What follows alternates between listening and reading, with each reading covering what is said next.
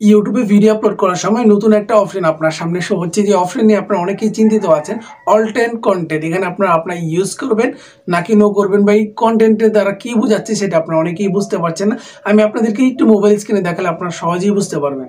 আপনি যখন ইউটিউবে প্লাস আইকনে ভিডিও ক্লিক করতে যাবেন তখন নতুন একটি অপশন শো হবে। আমি আপনাদের দেখাচ্ছি যে আমি ইউটিউব অ্যাপসটা ওপেন করলাম।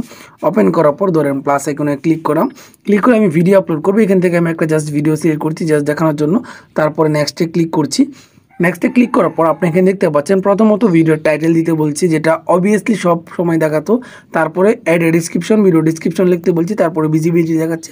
তারপরে অডিয়েন্স, তারপরে location and add to playlist. এরপরে নতুন একটি অপশন দেখতে পাচ্ছেন অল টাইম কন্টেন্ট নামে একটি অপশন দেখাচ্ছে। আপনি এখানে দেখতে পাচ্ছেন অল টাইম কন্টেন্ট মানে কি সেটা আপনারা অনেকেই জানেন না, এবং এটা আপনারা এখানে ক্লিক করে দেখবেন এখানে ইয়েস অর নো কোনটা আপনি সিলেক্ট করবেন। আপনি কি এখানে ইয়েস সিলেক্ট করবেন না নো সিলেক্ট করবেন সেটাও আপনি জানেন না, তাহলে ভিডিওটি অবশ্যই মনোযোগ সহকারে দেখুন।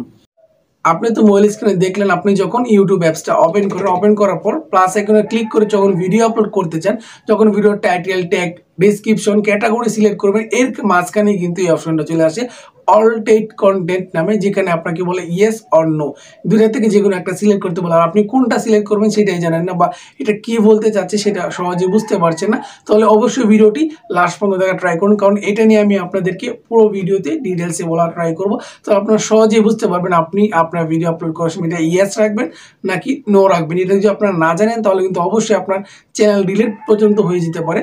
তাই অবশ্যই ভিডিওটা দেখার চেষ্টা করবেন, ভিডিওটি মোস্ট ইম্পর্টেন্ট বলতে পারেন। আর আমাদের চ্যানেলটি এখনও সাবস্ক্রাইব করে না থাকলে এখনই সাবস্ক্রাইব করে বেল আইকনটি অন করে দেবেন পরবর্তী ভিডিও নোটিফিকেশন পাওয়ার জন্য। দেখেন, যারা এআই রিলেটেড কোনো কিছু ব্যবহার করে অল টাইম কন্টেন্টের মধ্যে এখানে বোঝাচ্ছে যে আপনি যদি এআই এর কিছু ব্যবহার করেন তাহলে কিন্তু আপনাকে অবশ্যই এটা অন রাখতে হবে। যেমন এআই দ্বারা ভয়েস চেঞ্জ করলেন অথবা এআই দ্বারা কেউ ফেস ইউজ করলেন, তাহলে কিন্তু আপনাকে অবশ্যই এটা ইয়েস করতে হবে। যেমন আপনারা অনেকে আছেন এআই দিয়ে কী করেন, ট্যাগ খুঁজেন, ভিডিও ট্যাগ বা টাইটেল খুঁজেন, সেটা করতে হবে না, তাহলে কিন্তু এটা ইয়েস দিতে হবে না। অথবা আপনি বলতে পারেন এর মাধ্যমে আপনি বিভিন্ন থাম্বনেলও বানিয়ে থাকেন, সেটা চাইলে কিন্তু আপনি ইয়েস না দিলেও চলবে, বাট ইয়েস যে দিতে হবে সেটা কিন্তু বাধ্যতামূলক না। শুধুমাত্র তারাই দিবে যারা ফেস ইউজ করছে, মানে অন্যজনের ফেস এর দ্বারা ইউজ করছে, অথবা আপনি এর দ্বারা যে কোনো মানুষের ভয়েস এডিটিং করছেন বা ভয়েস দিচ্ছেন, তাহলে কিন্তু আপনাকে এটা অবশ্যই ইয়েস রাখতে হবে। আর যদি আপনি এর দ্বারা কোনো কিছু ইউজ না করেন তাহলে অবশ্যই এটা নো দেওয়ার চেষ্টা করবেন। যারা প্রতিনিয়ত এআই দিয়ে ফেস এবং ভয়েস ব্যবহার করছে তারা যদি বারবার এগুলো স্কিপ করে চলে যায়, মানে ইয়েস সিলেক্ট না করে অথবা নো সিলেক্ট না করে, তাহলে কিন্তু কিছুদিন পরে ইউটিউব যখন এটা জানতে পারবে যে সে এআই ইউজ করছে কিন্তু সে ইয়েস করছে না, তাহলে তার চ্যানেল কিন্তু টার্মিনেট হয়ে যেতে পারে অথবা ডিলিট হয়ে যেতে পারে। আর চার চ্যানেল মনিটাইজ থেকে থাকলে সেখানে লেখা থাকবে অল টাইম কন্টেন্ট দিয়ে তার চ্যানেল কিন্তু রিজেক্ট করে দিবে অথবা ডিলিট করে দিবে তার ভিডিওগুলো।